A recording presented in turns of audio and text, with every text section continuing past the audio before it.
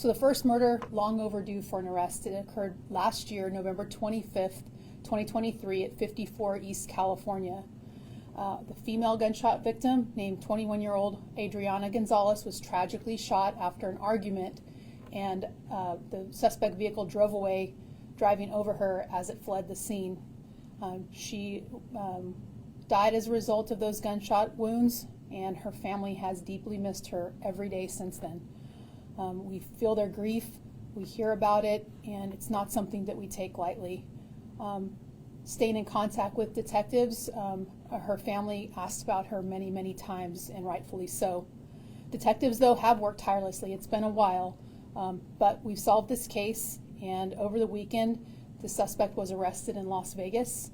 I'd like to thank our partners who assisted us with this case, the District Attorney's Office, as well as the Marshal's Office, that has helped us so far with the investigation, prosecution, and apprehension.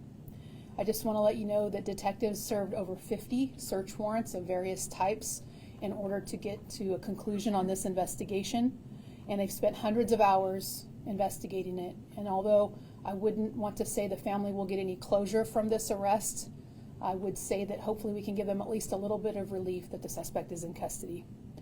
There's a few more details regarding other suspects that Lieutenant Cervantes will share with you. Thank you, Chief. As our Chief has mentioned, we've had some very long overdue success on some cases that have been lingering for quite some time. At the inception of the case that involved the tragic death of Adriana Gonzales, we worked that case and in relatively short order developed some leads, ultimately identifying not only Deven Senegal, but another pair of individuals that are also responsible for her death, specifically Amina Norman, that has an extraditable warrant in the system for murder. And then we have Sabrina Ramirez, who is arrestable for accessory after the fact, as she was the person who was in the vehicle and drove away. So although we've made an arrest, and we're very thankful to the Las Vegas Metro Police Department for securing Mr. Senegal, there's still work to do. And the message for both Adriana and Sabrina is, for Amina and Sabrina, is to do the right thing, to turn themselves in, and we'd like to see this case come to close with that respect. Nothing is ever going to bring back Adriana, but our hope and expectation is that we will seek some justice for her in that case. So at this point, I'll take any questions if you folks have that the Chief didn't cover in particular. In the first case, are all three, are they residents of California, or are they residents of No, yeah, so initially, all individuals were here, the suspects in this case, including our victim. After the incident happened, we gained information that they had fled. So we've been working hand in glove with our marshals. We had some information about one individual being in another completely different state. And this has been an ongoing saga for us.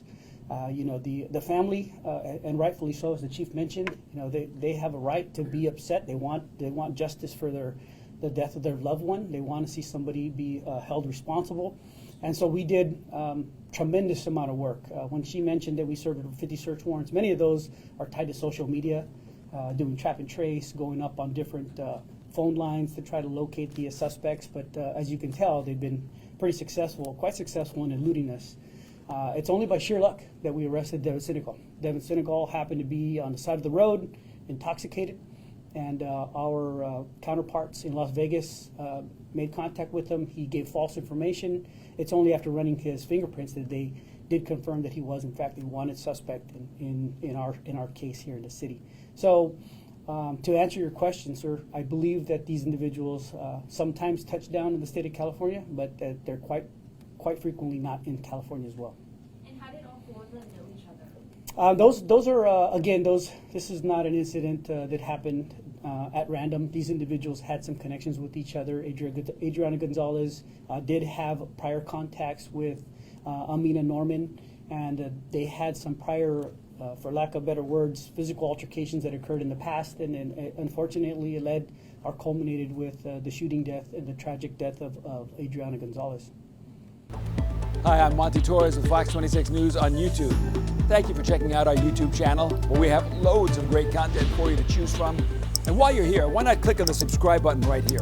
That way you can stay in touch with all the latest breaking news, everything news related within the Central Valley. And thank you for watching.